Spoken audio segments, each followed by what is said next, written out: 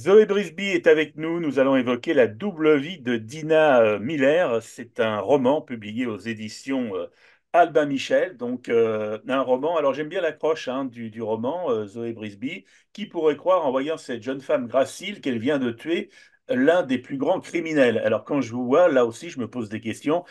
Comment imaginer que vous ayez pu écrire ce livre et ces horreurs par moment? Peut-être que je cache bien mon jeu et que moi aussi, je tue les criminels nazis le week-end. Nous sommes dans les années 60 aux États-Unis, en Alabama, à Huntsville, et plus exactement, donc au cœur même d'une région très marquée sur la conquête spatiale.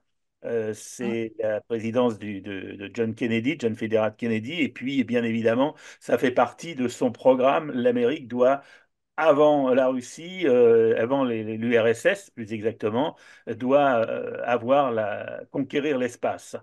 Mais on s'aperçoit que tout n'est pas si clair que ça à la lecture de votre livre, avec l'histoire de Dina et Peter.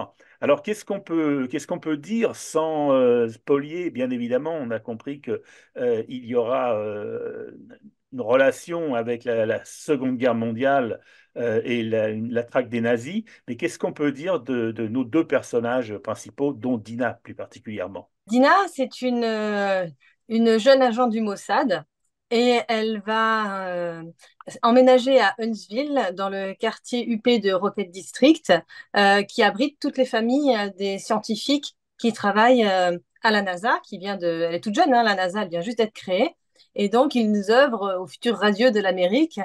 Comme vous l'avez si bien rappelé, c'est la conquête spatiale qui bat son plein. Et donc, le but de l'Amérique et du président Kennedy, c'est d'avoir un Américain qui marchera sur la Lune, avant un Russe, bien évidemment. Et donc, c'est dans cette effervescence-là que Dina arrive à Huntsville. Et elle va se faire embaucher dans un petit diner en tant que serveuse pour pouvoir approcher les scientifiques par le biais de leurs épouses, parce qu'elle a une mission, elle doit identifier et ensuite traquer pour ramener en Israël un ancien criminel nazi, un médecin qui aurait fait des horreurs dans les camps. Et donc sa première mission, ça va être de savoir est-ce que c'est lui ou non. Et si elle décide que c'est lui, après devoir l'exfiltrer en Israël pour le faire juger, comme l'a été Eichmann l'année auparavant. Alors, elle utilise la devise du Mossad, c'est-à-dire faire la guerre par la ruse. Et en même temps, c'est pas tout à fait son truc parce qu'elle est plutôt tentée par l'exécution immédiate. L'exfiltrer, le ramener en Israël, je peux dire que ça l'enchante réellement. Non, c'est la première fois qu'elle doit qu'elle doit effectuer une mission si longue. Et elle, d'habitude, ce sont des missions très courtes qu'elle va exécuter Expéditif, en hein? quelques jours. Voilà, elle va les expédier hein, assez rapidement. Et elle a l'habitude de tuer carrément ses victimes, mais bon, qui sont pas vraiment des victimes. Et donc là, elle va devoir adopter une nouvelle technique avec une mission beaucoup plus longue. Et ce qu'elle va décider de faire, elle va aborder le mari par l'épouse, par chérie, qui est la femme du médecin, et elle va se lier d'amitié avec elle pour s'infiltrer dans leur maison pour pouvoir enquêter. Ces hommes, ces criminels de guerre nazis qui sont là, on pourra expliquer aussi peut-être pourquoi ils sont là, justement. Hein. Mais ce sont de bons pères de famille, hein. Ah oui, de toute façon, dans ce quartier, tout n'est qu'apparence. C'est l'Amérique modèle, c'est l'American Way of Life. Et on a toutes ces pères de famille, ces maris irréprochables. Et en fait, ils sont pour la plupart issus de l'opération Paperclip, qui a vraiment existé. Hein. Tous les faits historiques dans le roman sont véridiques et sont authentiques. Et donc, l'opération Paperclip, ça a consisté pour les Américains à réembaucher, on va dire, les savants nazis, parce que quand ils ont libéré les camps, ils ont été très impressionnés, très étonnés de découvrir tous les savoirs qui avaient été développés dans les camps, hein, donc sur des victimes, pour la plupart donc juives et tous ceux qui ont subi les camps. Et donc, ils se sont dit, mais qu'est-ce qu'on fait maintenant de tout ce savoir? Est-ce qu'on le laisse dans les mains des Russes? Parce que là, ils savaient très bien qu'il y avait une nouvelle guerre, la guerre froide qui se profilait. Et donc, ils ont dit, ben, on va les récupérer et on va les américaniser. Et donc, en fait, ça s'appelle paperclip, le trombone en français, parce que c'était le moyen qu'avaient les services secrets d'identifier ces savants, qui pour la plupart avaient changé de nom, en leur mettant simplement un trombone sur le dossier. Alors bon, il y en a un, évidemment, c'est Von Braun, Oui. qui est très connu, mais il y en avait. Mais c'est assez fou quand même parce que l'Amérique qui représente justement cette notion de liberté, c'est l'Amérique qui est venue libérer l'Europe du nazisme, et l'Amérique qui met tout ça un peu sous le paillasson. On est dans à la fois le paraître, on est dans le mensonge, on est dans même, je dirais, c'est une escroquerie universelle. À la fois oui et non, parce que par exemple, Werner von Braun, lui, n'a même pas eu besoin de changer de nom. Les États-Unis l'ont vraiment aidé, hein, carrément, puisque ils ont été récupérer toutes ses affaires.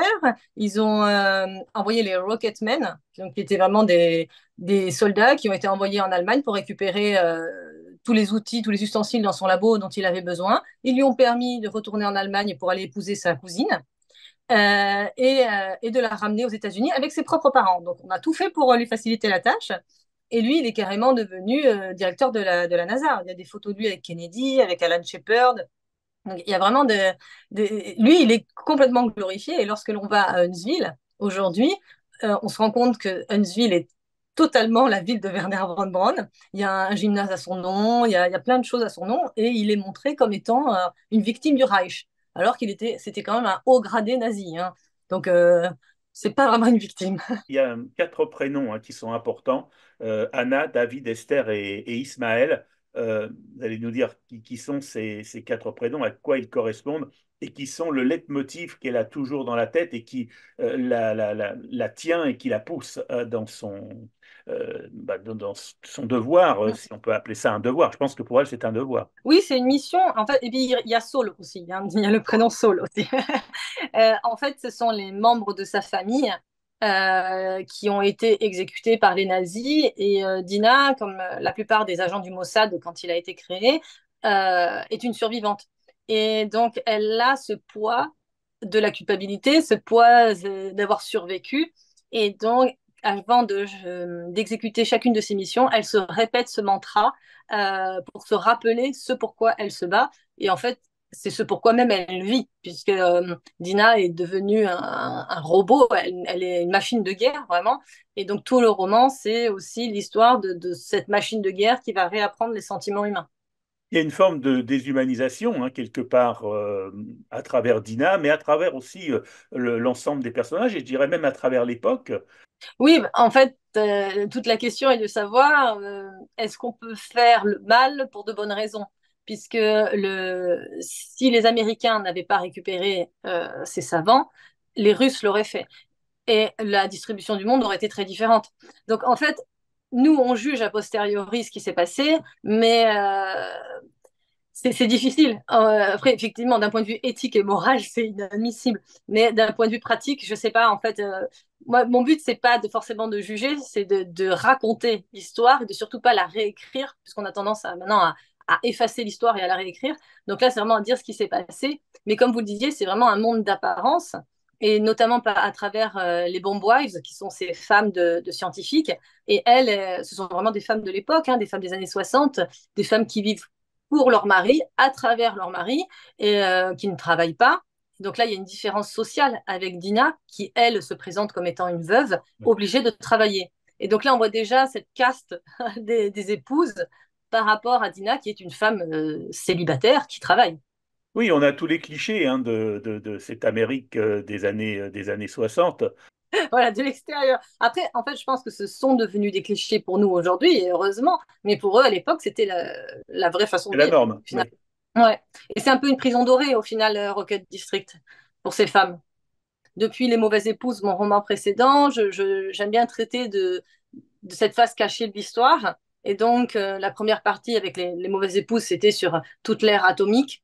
Et là, maintenant, je me suis dit, bon, mais là, c'est le moment de parler de l'opération Paperclip. J'ai trouvé quand même que quand on écoute, qu'on aime Roy Orbison ou Chubby Checker, bah, finalement, on n'est pas si mauvais que ça. Il y a les deux, il y a le côté très glamour. Moi, j'adore le côté glamour et lisse de cette époque, qu'on va retrouver avec Marilyn, avec Cary Grant, justement, avec Chubby Checker, toute cette époque-là. Mais il y a gratter le vernis. Et donc, notamment dans une des scènes du roman, qui est un barbecue pour le centre spatial, on a ces deux versants. On a le côté Roy Orbison, très lisse, très blanc.